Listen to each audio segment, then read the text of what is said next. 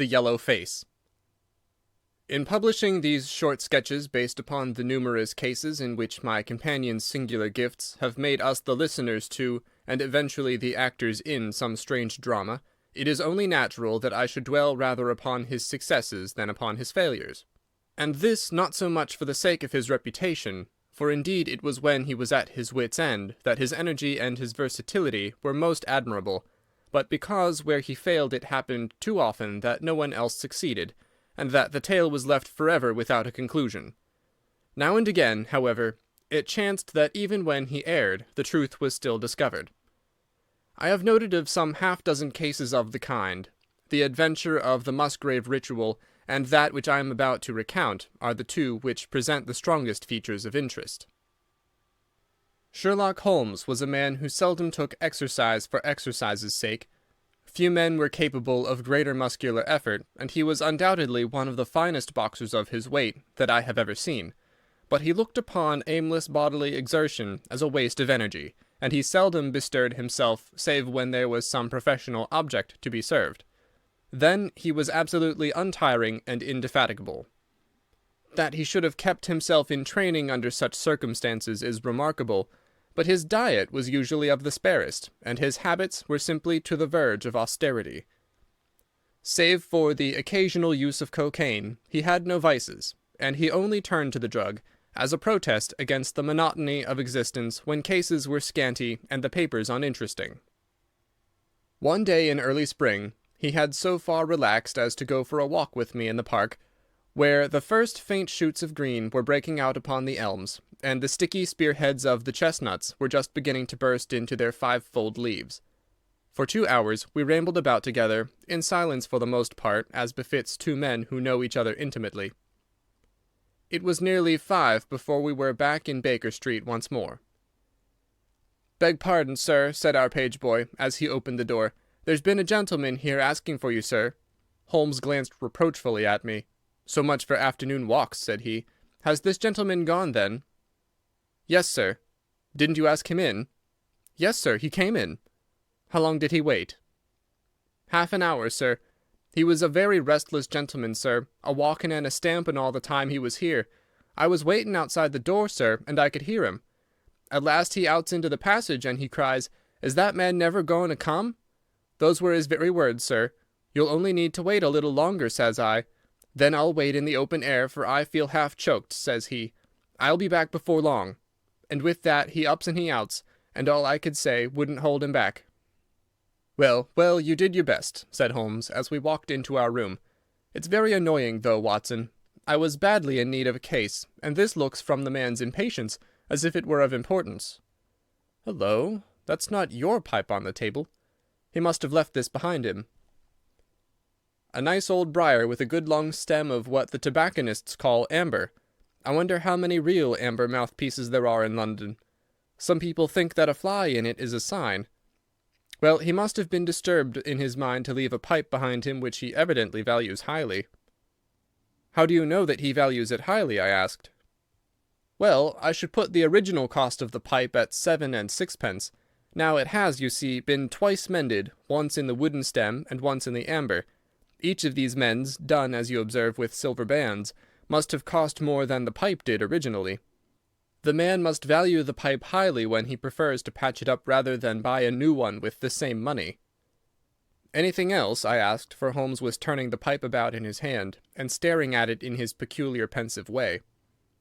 He held it up, and tapped on it with his long, thin forefinger, as a professor might who was lecturing on a bone. "Pipes are occasionally of extraordinary interest," said he. "Nothing has more individuality, save perhaps watches and bootlaces. The indications here, however, are neither very marked nor very important. The owner is obviously a muscular man, left-handed, with an excellent set of teeth, careless in his habits, and with no need to practice economy." My friend threw out the information in a very off-hand way, but I saw that he cocked his eye at me to see if I had followed his reasoning. "You think a man must be well-to-do if he smokes a 7-shilling pipe," said I. "This is Grosvenor mixture, at 8 pence an ounce," Holmes answered, knocking a little out on his palm. "As he might get an excellent smoke for half the price, he has no need to practise economy." "And the other points?" He has been in the habit of lighting his pipe at lamps and gas jets. You can see that it is quite charred all down one side. Of course, a match could not have done that. Why should a man hold a match to the side of his pipe? But you cannot light it at a lamp without getting the bowl charred. And it is all on the right side of the pipe. From that I gather that he is a left-handed man. You hold your own pipe to the lamp and see how naturally you, being right-handed, hold the left side to the flame. You might do it once the other way, but not as a constancy. This has always been held so. Then he has bitten through his amber. It takes a muscular, energetic fellow, and one with a good set of teeth, to do that. But if I am not mistaken, I hear him upon the stair, so we shall have something more interesting than his pipe to study. An instant later our door opened, and a tall young man entered the room. He was well but quietly dressed in a dark grey suit, and carried a brown wide-awake in his hand. I should have put him at about 30, though he was really some years older. "I beg your pardon," said he, with some embarrassment. "I suppose I should have knocked. Yes, of course I should have knocked. The fact is that I am a little upset, and you must put it all down to that." He passed his hand over his forehead like a man who is half dazed, and then fell rather than sat down upon a chair.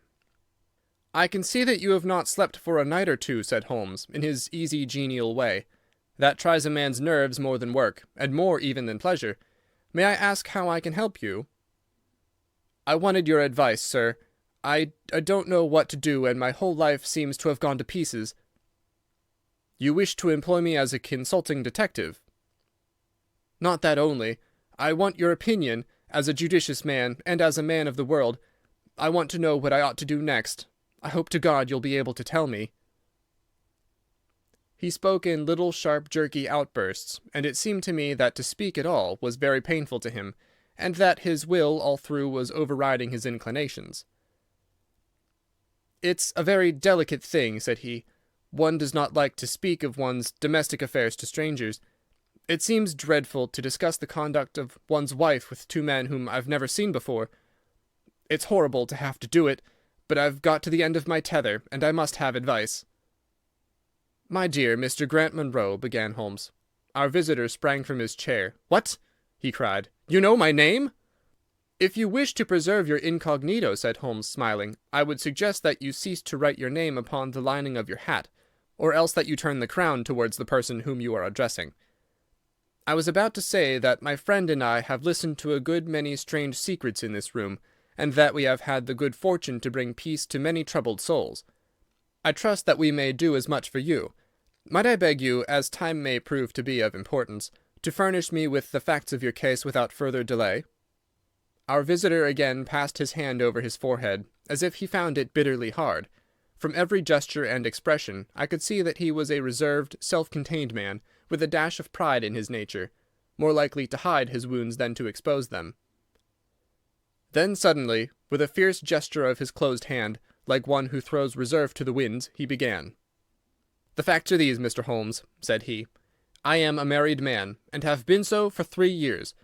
During that time my wife and I have loved each other as fondly and lived as happily as any two that ever were joined. We have not had a difference, not one, in thought or word or deed. And now, since last Monday, there has suddenly sprung up a barrier between us, and I find that there is something in her life and in her thought of which I know as little as if she were the woman who brushes by me in the street. We are estranged, and I want to know why.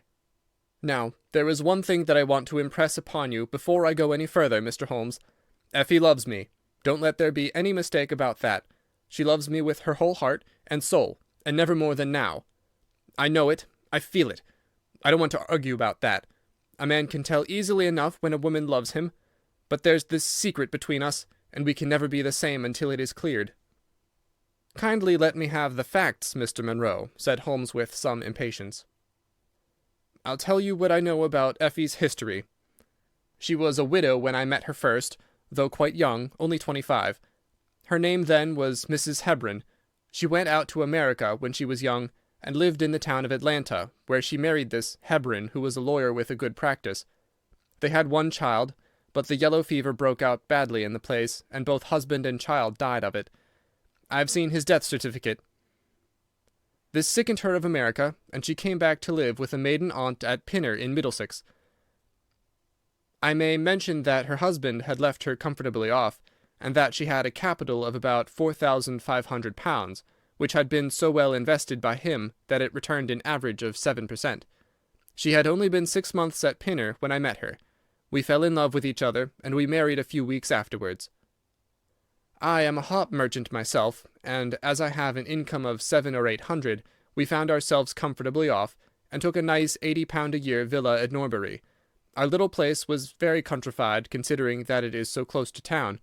We had an inn, and 2 houses a little above us, and a single cottage at the other side of the field which faces us, and except those there were no houses until you got half-way to the station. My business took me into town at certain seasons, but in summer I had less to do, and then in our country home my wife and I were just as happy as could be wished. I tell you that there never was a shadow between us until this accursed affair began. There's one thing I ought to tell you before I go further. When we married, my wife made over all her property to me, rather against my will, for I saw how awkward it would be if my business affairs went wrong. However, she would have it so, and it was done. Well, about 6 weeks ago she came to me. "Jack," said she, "when you took my money, you said that if ever I wanted any I was to ask you for it." "Certainly," said I, "it's all your own." "Well," said she, "I want £100.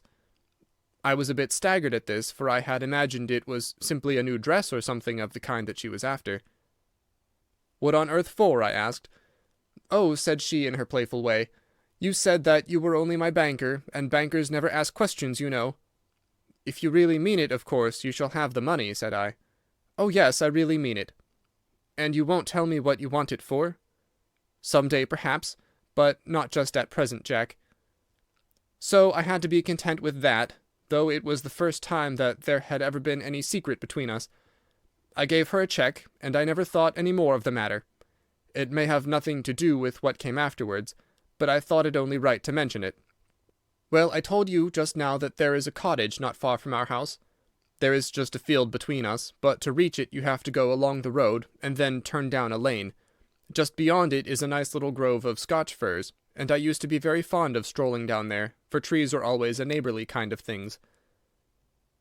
The cottage had been standing empty this 8 months, and it was a pity, for it was a pretty 2-storied place, with an old-fashioned porch and honeysuckle about it. I have stood many a time, and thought what a neat little homestead it would make. Well, last Monday evening I was taking a stroll down that way, when I met an empty van coming up the lane, and saw a pile of carpets and things lying about on the grass plot beside the porch. It was clear that the cottage had at last been let. I walked past it and wondered what sort of folk they were who had come to live so near us. And as I looked I suddenly became aware that a face was watching me out of one of the upper windows.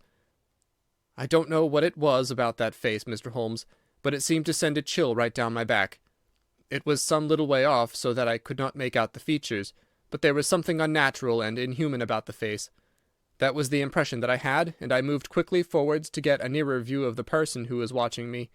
But as I did so, the face suddenly disappeared, so suddenly that it seemed to have been plucked away into the darkness of the room. I stood for 5 minutes thinking the business over, and trying to analyze my impressions.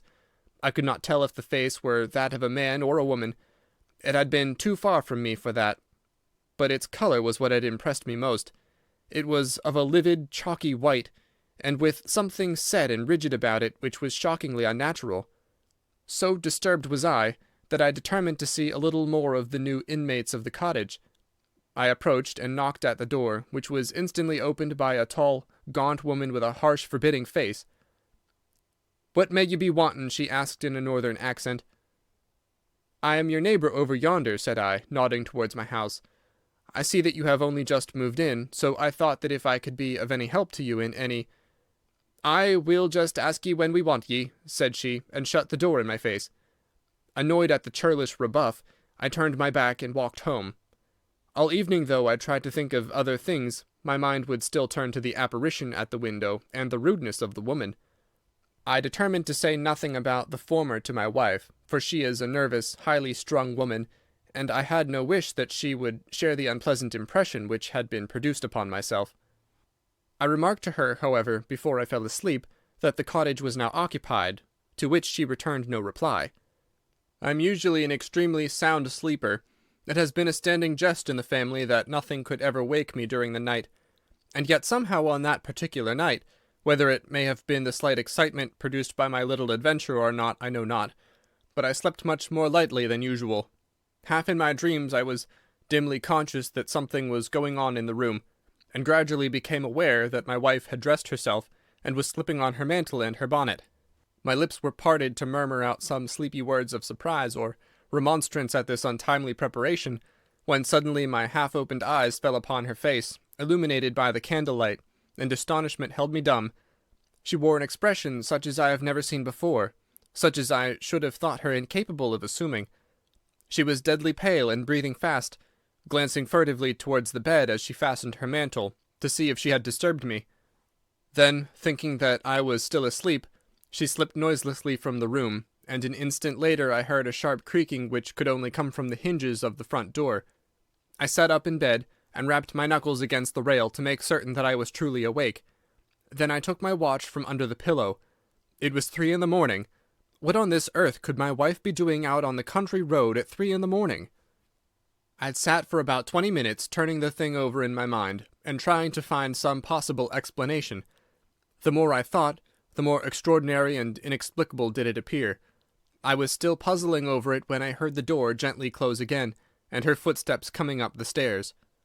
"Where in the world have you been, Effie?" I asked as she entered. She gave a violent start and a kind of gasping cry when I spoke, and that cry and start troubled me more than all the rest, for there was something indescribably guilty about them. My wife had always been a woman of a frank, open nature, and it gave me a chill to see her slinking into her own room, and crying out and wincing when her own husband spoke to her. "You awake, Jack?" she cried, with a nervous laugh. "Why, I thought that nothing could awake you." "Where have you been?" I asked more sternly. "I don't wonder that you are surprised," said she, and I could see that her fingers were trembling as she undid the fastenings of her mantle. "Why, I never remember having done such a thing in my life before. The fact is that I felt as though I were choking, and had a perfect longing for a breath of fresh air. I really think that I should have fainted if I had not gone out. I stood at the door a few minutes, and now I am quite myself again." All the time that she was telling me this story, she never once looked in my direction, and her voice was quite unlike her usual tones. It was evident to me that she was saying what was false.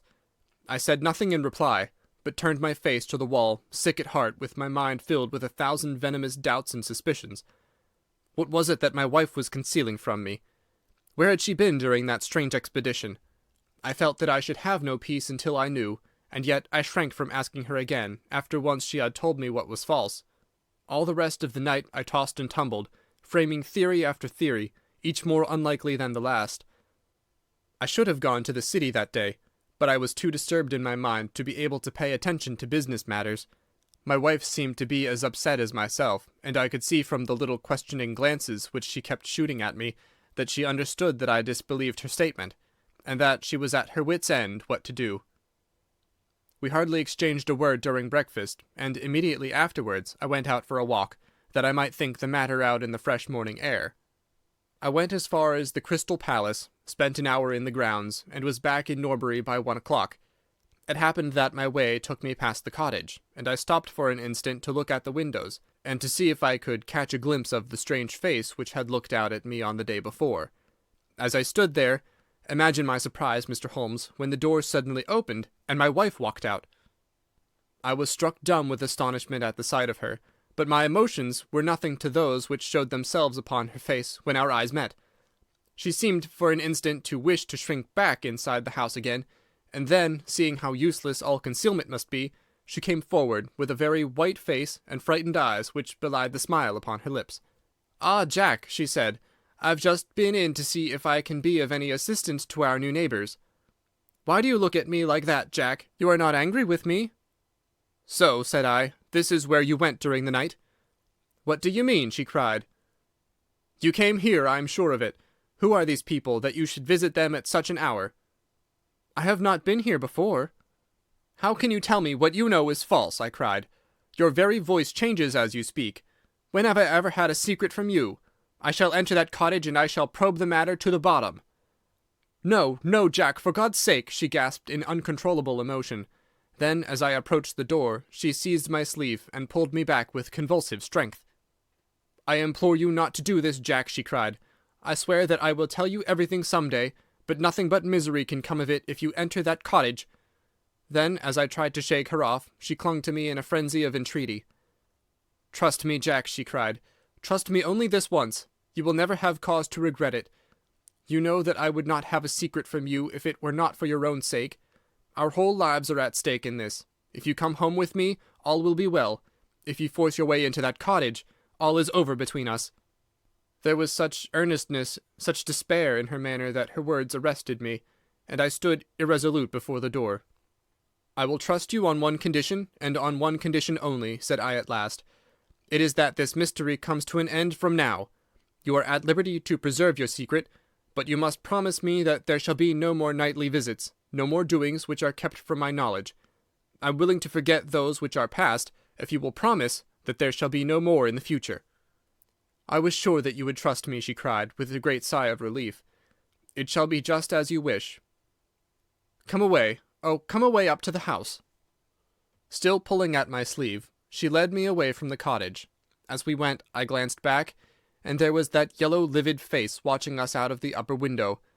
What link could there be between that creature and my wife? Or how could the coarse, rough woman whom I had seen the day before be connected with her? It was a strange puzzle, and yet I knew that my mind could never know ease again until I had solved it. For 2 days after this, I stayed at home, and my wife appeared to abide loyally by our engagement, for as far as I know, she never stirred out of the house. On the 3rd day, however, I had ample evidence that her solemn promise was not enough to hold her back from this secret influence, which drew her away from her husband and her duty.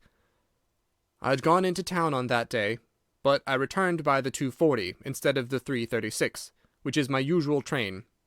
As I entered the house, the maid ran into the hall with a startled face. "Where is your mistress?" I asked. "I think that she has gone out for a walk," she answered. My mind was instantly filled with suspicion. I rushed upstairs to make sure that she was not in the house. As I did so, I happened to glance out of one of the upper windows, and saw the maid with whom I had just been speaking running across the field in the direction of the cottage. Then, of course, I saw exactly what it all meant. My wife had gone over there, and had asked the servant to call her if I should return. Tingling with anger, I rushed down and hurried across, determined to end the matter once and forever. I saw my wife and the maid hurrying back along the lane, but I did not stop to speak with them. In the cottage lay the secret which was casting a shadow over my life. I vowed that, come what might, it should be a secret no longer. I did not even knock when I reached it, but turned the handle and rushed into the passage. It was all still and quiet upon the ground floor. In the kitchen a kettle was singing on the fire, and a large black cat lay coiled up in the basket, but there was no sign of the woman whom I had seen before. I ran into the other room, but it was equally deserted. Then I rushed up the stairs, only to find 2 other rooms empty and deserted at the top. There was no one at all in the whole house. The furniture and pictures were of the most common and vulgar description, save in the one chamber at the window of which I had seen the strange face. That was comfortable and elegant, and all my suspicions rose into a fierce, bitter flame when I saw that on the mantelpiece stood a copy of a full-length photograph of my wife, which had been taken at my request only 3 months ago. I stayed long enough to make certain that the house was absolutely empty. Then I left it, feeling a weight at my heart, such as I had never had before. My wife came out into the hall as I entered my house, but I was too hurt and angry to speak with her, and pushing past her, I made my way into my study. She followed me, however, before I could close the door. "I'm sorry that I broke my promise, Jack," said she, "but if you knew all the circumstances, I am sure that you would forgive me." "Tell me everything, then," said I. "I cannot, Jack, I cannot," she cried. "Until you tell me who it is that has been living in that cottage, and who it is to whom you have given that photograph, there can never be any confidence between us," said I, and breaking away from her, I left the house. That was yesterday, Mr. Holmes, and I have not seen her since, nor do I know anything more about this strange business. It is the first shadow that has come between us, and it has so shaken me that I do not know what I should do for the best. Suddenly, this morning, it occurred to me that you were the man to advise me, so I have hurried to you now, and I place myself unreservedly in your hands. If there is any point which I have not made clear, pray question me about it, but above all, tell me quickly what I am to do, for this misery is more than I can bear." Holmes and I had listened with the utmost interest to this extraordinary statement, which had been delivered in the jerky, broken fashion of a man who is under the influence of extreme emotions. My companion sat silent for some time, with his chin upon his hand, lost in thought. "Tell me," said he at last, "could you swear that this was a man's face which you saw at the window?" "Each time that I saw it, I was some distance away from it, so that it is impossible for me to say." "You appear, however, to have been disagreeably impressed by it." "It seemed to be of an unnatural colour, and to have a strange rigidity about the features. When I approached, it vanished with a jerk." "How long is it since your wife asked you for £100? "Nearly 2 months." "Have you ever seen a photograph of her first husband?" "No. There was a great fire at Atlanta very shortly after his death, and all her papers were destroyed." "And yet she had a certificate of death. You say that you saw it?" "Yes, she got a duplicate after the fire." "Did you ever meet any one who knew her in America?" "No." "Did she ever talk of revisiting the place?" "No." "Or get letters from it?" "No." "Thank you. I should like to think over the matter a little now. If the cottage is now permanently deserted, we may have some difficulty. If, on the other hand, as I fancy is more likely, the inmates were warned of your coming, and left before you entered yesterday, and they may be back now, and we should clear it all up easily. Let me advise you, then, to return to Norbury, and to examine the windows of the cottage again. If you have reason to believe that it is inhabited, do not force your way in, but send a wire to my friend and me. We shall be with you within an hour of receiving it, and we shall then very soon get to the bottom of the business." "And if it is still empty?" "In that case, I shall come out tomorrow and talk it over with you. Good-bye, and above all, do not fret until you know that you really have a cause for it." "I am afraid that this is a bad business, Watson," said my companion, as he returned after accompanying Mr. Grant Munro to the door. "What do you make of it?" "It had an ugly sound," I answered. "Yes, there's blackmail in it, or I am much mistaken." "And who is the blackmailer?" "Well, it must be the creature who lives in the only comfortable room in the place, and has her photograph above his fireplace. Upon my word, Watson, there is something very attractive about that livid face at the window, and I would not have missed the case for worlds." "You have a theory?" "Yes, a provisional one. But I shall be surprised if it does not turn out to be correct. This woman's first husband is in that cottage." "Why do you think so?" "How else can we explain her frenzied anxiety that her second one should not enter it? The facts, as I read them, are something like this. This woman was married in America. Her husband developed some hateful qualities, or shall we say that he contracted some loathsome disease and became a leper or an imbecile. She flies from him at last, returns to England, changes her name, and starts her life, as she thinks, afresh. She has been married 3 years, and believes that her position is quite secure, having shown her husband the death certificate of some man whose name she has assumed, when suddenly her whereabouts is discovered by her first husband, or we may suppose by some unscrupulous woman who has attached herself to the invalid. They write to the wife, and threaten to come and expose her. She asks for £100, and endeavours to buy them off.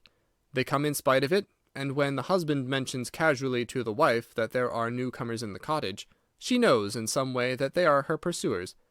She waits until her husband is asleep, and then she rushes down to endeavour to persuade them to leave her in peace.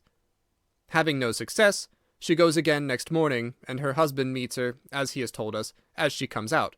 She promises him then not to go there again, but 2 days afterwards, the hope of getting rid of those dreadful neighbours was too strong for her, and she made another attempt, taking down with her the photograph which had probably been demanded from her. In the midst of this interview, the maid rushed in to say that the master had come home, on which the wife, knowing that he would come straight down to the cottage, hurried the inmates out at the back door, into the grove of fir trees probably, which was mentioned as standing near. In this way he found the place deserted. I shall be very much surprised, however, if it is still so when he reconnoitres it this evening. What do you think of my theory?" "It is all surmise." "But at least it covers all the facts. When new facts come to our knowledge which cannot be covered by it, it will be time enough to reconsider it. We can do nothing more until we have a message from our friend at Norbury."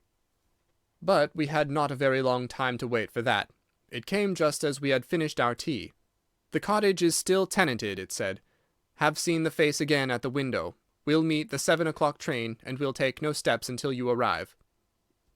He was waiting on the platform when we stepped out, and we could see in the light of the station lamps that he was very pale and quivering with agitation. "They are still there, Mr. Holmes," said he, laying his hand hard upon my friend's sleeve. "I saw lights in the cottage as I came down. We shall settle it now, once and for all." "What is your plan, then?" asked Holmes, as he walked down the dark tree-lined road. "I'm going to force my way in, and see for myself who is in the house. I wish you both to be there, as witnesses." "You are quite determined to do this, in spite of your wife's warning that it is better that you should not solve the mystery." "Yes, I am determined." "Well, I think that you are in the right. Any truth is better than indefinite doubt. We had better go up at once. Of course, legally, we are putting ourselves hopelessly in the wrong, but I think that it is worth it." It was a very dark night, and a thin rain began to fall as we turned from the high road into a narrow lane, deeply rutted with hedges on either side. Mr. Grant Munro pushed impatiently forward, however, and we stumbled after him as best we could. "There are the lights of my house," he murmured, pointing to a glimmer among the trees. "And here is the cottage, which I am going to enter." We turned a corner in the lane as he spoke, and there was a building close beside us.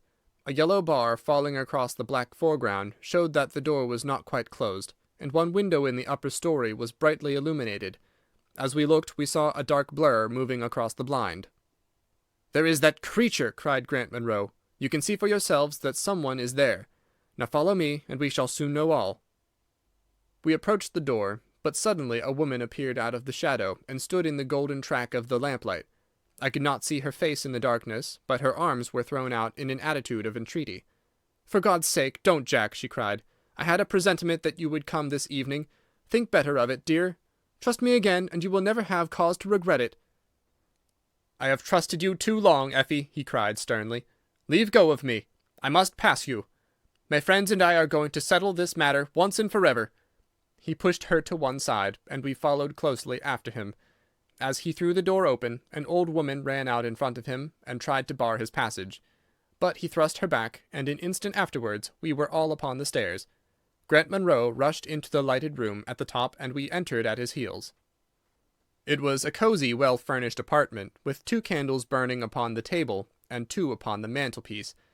In the corner, stooping over a desk, there sat what appeared to be a little girl. Her face was turned away as we entered, but we could see that she was dressed in a red frock, and that she had long white gloves on. As she whisked round to us, I gave a cry of surprise and horror.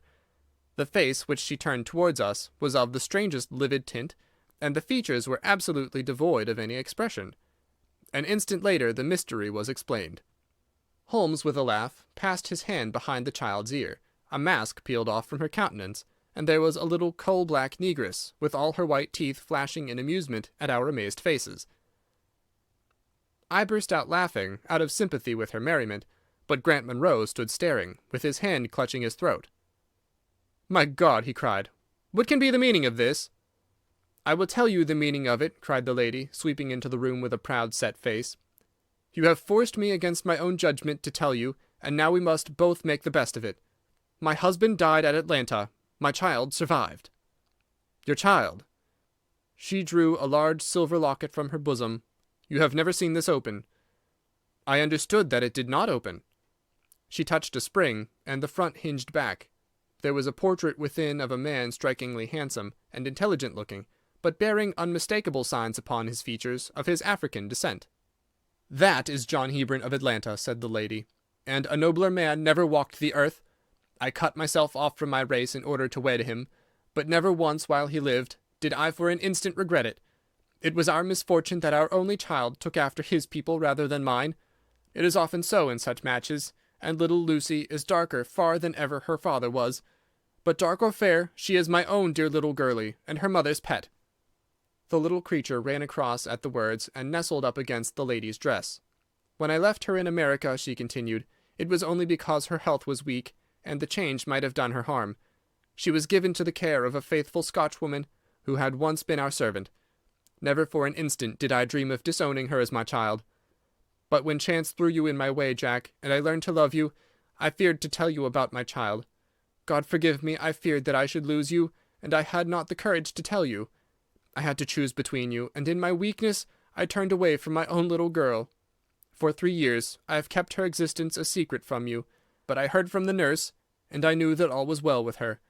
At last, however, there came an overwhelming desire to see the child once more. I struggled against it, but in vain.